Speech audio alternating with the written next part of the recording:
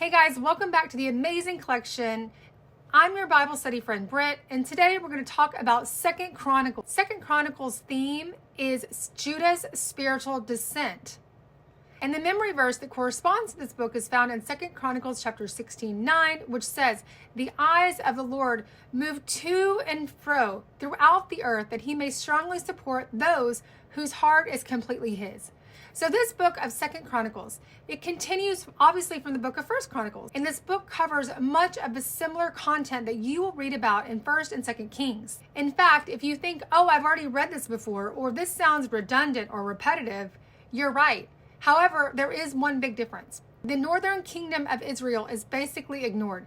They don't have a temple, they don't have priests from the line of Aaron, and their kings were not from the descendant of the Davidic line. So because of this, the history of the northern kingdom would not be helpful to the encouraging exiles who are returning from exile. So the focus continues to be on the temple and how the kings related to the temple and how they worshiped God.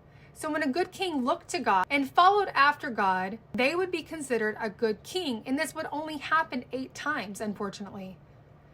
There was only 8 good kings that we read about in the book of 2 Chronicles and in the southern kingdom of Judah. So a little tip here, when you're journaling or when you're reading through your Bible, journal everywhere you see an evil king, highlight it in blue because it made God sad.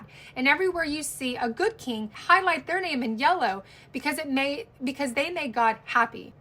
So this book is broken down into 3 different sections. The first section, it's the nation of Israel in its glory. They're looking to the past. Okay. The second section is the nation of Judah in its decline or destruction. And they're learning from the present. And in the third section, it's the nation yet to be lived, or they're living for the future. So we always want to talk about the 5 W's, the who, what, when, where, and why, so we get context of the book before we read. Because context always determines meaning. We have to remember that. So who is the author? The author is Ezra, according to Jewish tradition, and the main character is Solomon in chapters 1 through 9. And all the kings of Judah in chapters 10 through 36. So the what continues to be a historical review of Judah and the Davidic line. So the when is 971 BC to 538 BC. The where is the United Kingdom of Israel that we read in chapters 1 through 10, and the southern kingdom of Judah, which we read in chapters 11 through 36. And the why is, it was written to encourage those returning to Judah after the exile in Babylon to learn from the past and to live in the faithfulness of God. So let's recap.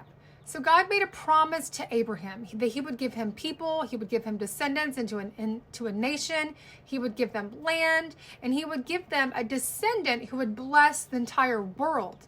In Exodus, we see how the people came out of Egypt with many more people, how they continued to grow in number, how Moses led the people out of Egypt, out of slavery, out of bondage. And then we see in the book of Joshua how Joshua led the people to conquer and settle the land. And in the first 2 commandments that God gave, he gave and warned the people that they were not to have any other gods or any other idols. They were to be set apart, unlike the other nations, apart from the pagan nation. But in the 2nd Kings, we learned how the book ends with the northern kingdom of Israel being exiled from Assyria and the southern kingdom of Judah being exiled to Babylon because of their unfaithfulness to God. And here we are in the post-exilic book, where this book was written after the exile to prepare the people to rebuild and return and rebuild the temple. The last time we talked about 1 Chronicles, the theme was preparing for the temple, we talked about the importance of genealogy and how the genealogy actually proved that the Messiah was to come from the line of David. And also we talked about in 1 Chronicles that there was a repeated promise that David would prepare the building of the temple, but his son Solomon would actually be the one to build the temple. And so now we're in the book of 2 Chronicles, and we read that this is written by Ezra. And Ezra is writing this to the people who are returning to Jerusalem from the Babylonian exile. Their temple had been destroyed, their land had been desecrated, and the houses need to be rebuilt. So there was a ton of work that needed to be done. And Ezra encouraged the people to look at their past and remember how faithful God has been to them in the past, and that he was a God that would be faithful to them in the future. He would be their protector. He would be their provider. And so Ezra was writing to these people who were facing a ton of disappointment and discouragement. And he wanted to assure them that God had not forgotten them. In fact, God was fulfilling his promise to them to bring them back home, and that he would be their helper. He would be all that they needed.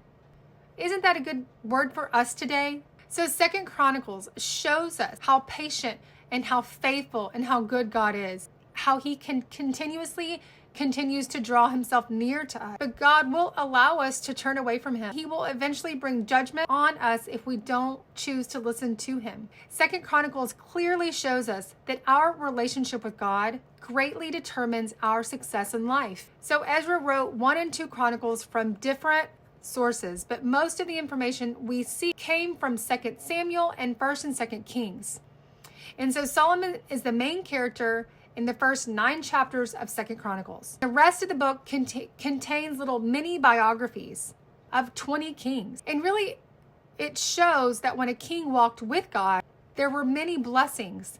But when a king walked away from God, there was many consequences and many curses. So though 2 Chronicles covers about 400 years of history, the book itself was written about 450 BC. And chapters 1 through 9 take place in Israel when Israel was 12 tribes and united as one kingdom. Okay? And in chapters 10 through 36, the nation is divided. So from chapter 10, the rest of the book of 2 Chronicles, we're only covering 2 tribes of the southern kingdom of Judah, Benjamin and Ephraim. We need to be reminded again that the purpose of 2 Chronicles is to review Judah's spiritual descent, right? That is the theme of 2 Chronicles. Judah's spiritual descent. And so 2 Chronicles has a clear message that the success of one's life is determined by who is at the center of it. Again, that is a powerful word for us. So, Ezra took the people back to when Israel was a nation in all of its glory. Ezra painted a picture of what Israel was, how it was prosperous when they sought after God, and that was 2 Chronicles 1 through 9. King Solomon ruled in wisdom, and there was prosperity in the land. We saw also how Solomon built the temple, and the temple symbolized the presence of God in the nation. It took 7 years to build the temple. His father, King David, had collected materials to build the temple, but Solomon had the privilege of actually building the temple to represent God's presence among the people.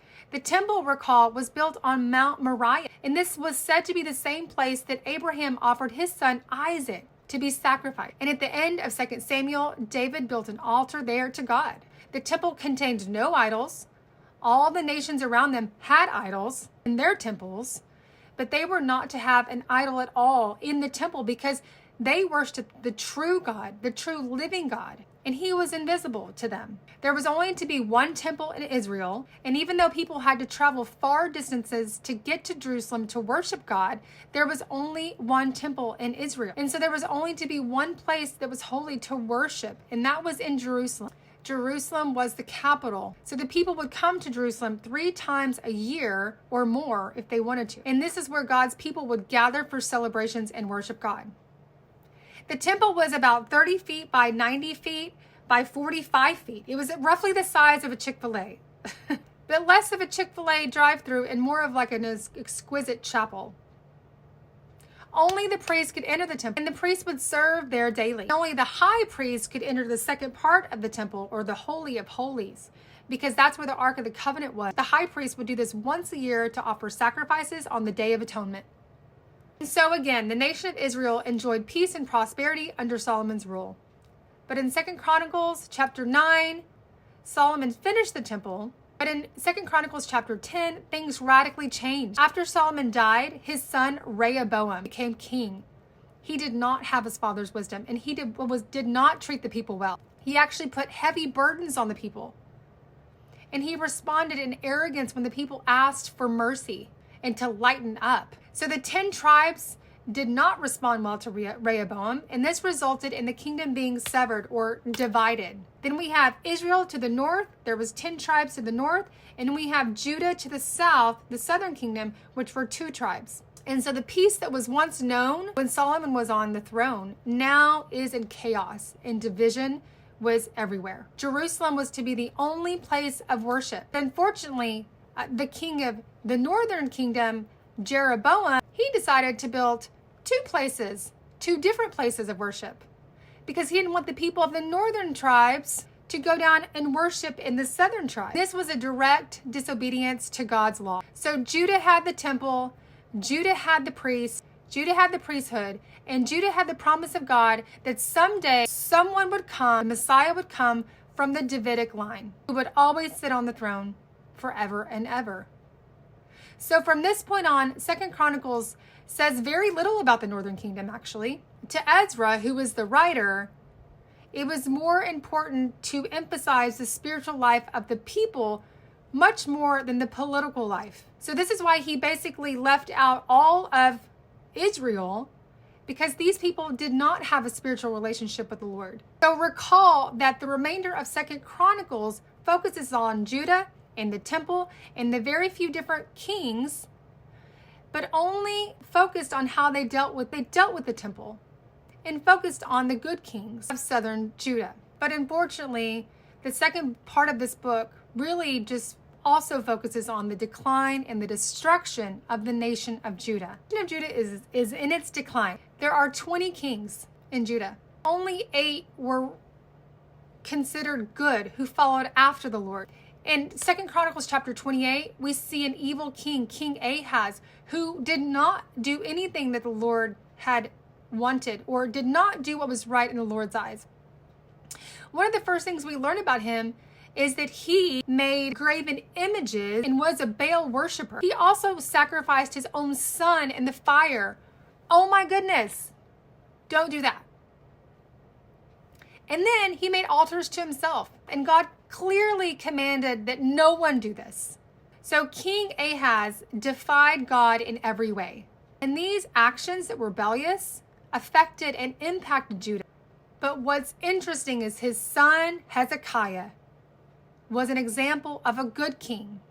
In 2 Chronicles chapter 29, we see that King Ahaz had a son, and his name would be King Hezekiah. And he would be only 25 years old when he took the throne. He reigned for 29 years, and he did what was right in the eyes of the Lord. He repaired the temple doors, and he opened them, which his father had closed. He reestablished the priesthood, which his father had ended, and he cleaned the temple, and he reestablished the sacrificial system, which his father had stopped. He had everyone worshiping the living God, and he gathered people in community to worship God. It's amazing how an evil man, a wicked king like King Ahaz, would have a son who would take a different path and who would actually serve the living God. It's incredible, that contrast, and how Hezekiah was a good leader who pointed people to God, and how his father was a wicked leader who pointed people away from God. Because of King Hezekiah's actions, the people experienced joy in the land, and the people walked with God. And this is an example, and this is the secret to a successful life. The hand of God was on Judah. See, God encourages us to live in obedience to him for a reason. Because of his great love for us, he wants us to live as holy. And sometimes we can think of being holy or living a holy life as so constricting and so constraining. But the Bible makes it clear that when we live a holy life, it is the secret to joy in life. It's the secret to success in life. When we see these two different kings and contrast their lives, King Ahaz and King Hezekiah, we see how one who lived however they wanted to and did whatever their fleshly desires were to do, impacted and left a legacy of terrible wickedness. And on the other hand, the king who led a life of godliness and holiness left an imprint on the land, which was peace, prosperity, and full of joy. So my question to us today is, how do we view holiness? Do we view holiness as constricting and so harsh and just no freedom at all? Or do we view holiness as entirely different, as freedom, as protection, and as God's hand on our life? God encourages us to live a life of holiness for a reason, because he knows it's best for us. He knows it's living the beautiful, abundant life. We continue the book of 2 Chronicles. We see how there were 5 revivals recorded in 2 Chronicles. We see the roles and the lives of the good kings that were described. Kings like King Joash, King Josiah, and of course, King Hezekiah. These were lives of good kings that we read about. So during the lives of these good kings in Judah, we see how the land is prospering. Jerusalem and the temple were destroyed by Babylon in 586 BC. That's a very important date to always have in your mind. I'll repeat that again. Jerusalem and the temple were destroyed by Babylon in 586 BC. And most of the survivors were sent to Babylon. Babylon was a terrible representation of life apart from God. They no longer had the temple. They no longer had a way to worship. They felt hopeless, I'm sure. But God would turn this hopelessness into hope. And he still does that for us today. Actually, we read in Jeremiah chapter 29, verse 10, that Jeremiah had prophesied before the fall of Jerusalem that the people would return from exile after 70 years. So this is a very interesting prophecy of Jeremiah. And it was written before the exile, even before the people would return to Jerusalem. And Jeremiah was the prophet who had prophesied this. And so during the following 70 years, Persia conquered Babylon, and King Cyrus became king of Persia. And what is incredible is that God chose an unbelieving King Cyrus and used King Cyrus to allow the people to go back to Judah and to rebuild their land and rebuild their temple. He would even help them do it. Only God can orchestrate such a miraculous comeback. Who would have saw God using a man who was not a believer of Yahweh to partner with him in a mission in returning his people back home? So incredible. So as we wrap up 2 Chronicles, guys, I want us to ask ourselves, where is our Christ connection? Where do we see Jesus Christ in the book of 2 Chronicles? Well, in 2 Chronicles, we see how there is an emphasis on the temple. And in the book of Revelation, John was taken up to the new heavens, and he was looking around at the new Jerusalem, and he saw that there was no temple in heaven. Again, the talk of the temple is foreshadowing Jesus Christ. In 2 Chronicles chapter 7, verse 1 through 3, we see how Solomon is preparing for the temple, where God's glory will fill the house, which foreshadows or symbolizes how Jesus Christ is the true temple. And we read that in John chapter 2, verse 19 through 21. And this temple is a meeting place of God and man. And guys, in Revelation chapter 21, verse 22, we read in the New Testament, it says, "And I saw no temple in the city, for its temple is the Lord God Almighty and the Lamb." This is so exciting. So this verse is referring to the new Jerusalem, where there is no physical temple, because Jesus Christ himself is the temple. He is the dwelling place of God with his people, fulfilling the role of the temple as the meeting place of God and man. How incredible is that? Which connects us further in John chapter 2, verse 19, which says, "Destroy this temple, and in 3 days I will rebuild it again. I will raise it up." Jesus is referring to his body as the temple. After his death, burial, he will resurrect, and he is the new temple. And he lives in us, and we are now the temple. Do you guys see all these dots connecting? Are you having light bulb moments like I am? It's really exciting. I hope to see you next time. Thanks for studying with me today. Bye.